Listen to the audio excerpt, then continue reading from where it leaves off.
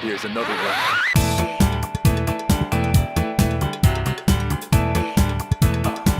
One time for the mind now.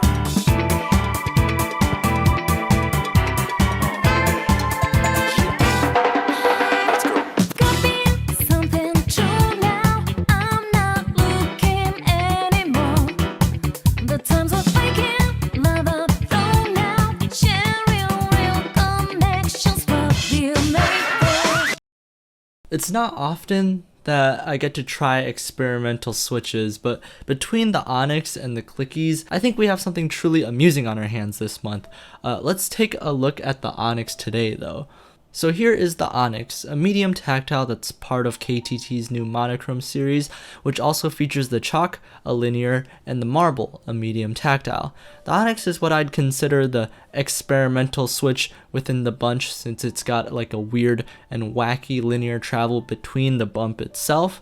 Oh, and also it comes packaged and shipped in this cute little cup, which also has its slogan on it if you open up the little lid. That's pretty cool. So here is the force graph for this switch, and the first thing you might notice is this area here, the weird plateau I was talking about earlier. It happens in the middle of the bump, and honestly looks a lot more jarring on the graph compared to how it feels in person. Other things to take note of are the very sharp bump at the beginning and the deep recession following the plateau. There's a 36-gram difference in force between these two critical points, which would normally be too intense for me, but I think the plateau separating them does mellow it out quite a bit. So I'm going to try to explain how the switch feels like right now. To me, if I were to describe it in one phrase, I would say that it feels like it has lag. And again, not necessarily in a bad way. I know lag has a negative connotation in video games, but yeah, it does feel like the bump has just a connection timeout in the middle of it, which is just a little weird to me. Again, I've never used a switch like this before, so it might be like a beginner's experience thing,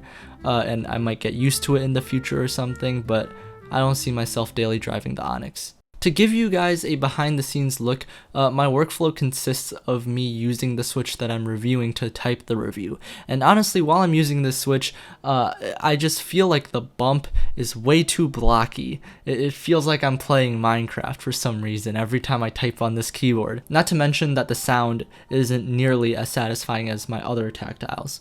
Again, I'm speaking from the perspective that if I could only use one switch forever, I'd pick a more well-rounded switch, which is actually a pretty common occurrence since a lot of people do just build one keyboard and use it for multiple years. So if you are that type of person, the Onyx isn't for you. But if you are that adventurous person that does try to spice things up once in a while, then this switch is perfect for you. It's just so experimental and unique, which actually is a good thing for innovation, just throwing ideas at the wall and seeing what sticks and what doesn't. Oh, and one thing before I do wrap it up with the sound tests, I do want to say that these switches are black, which, you know, it doesn't sound like a bad thing, but when most black switches are linear, it does get kind of confusing. Luckily, they come in this packaging, which makes it very easily distinguishable from other switches that you put in your closet or something. Anyways, I'm going to be doing a sound test of these now in my keyboard. They are going to be stock and unlubed and unfilmed, just straight from the factory. But I will also be doing individual tests with one key with the Holy Pandas and Zelios and Zykos. The Zykos and Holy Pandas are going to be lubed and filmed though because I use them daily, so yeah. Anyways, enjoy, and if you do like this video, make sure to subscribe because I do have a clickies video coming out soon, so stay tuned for that. Anyways, see you guys later.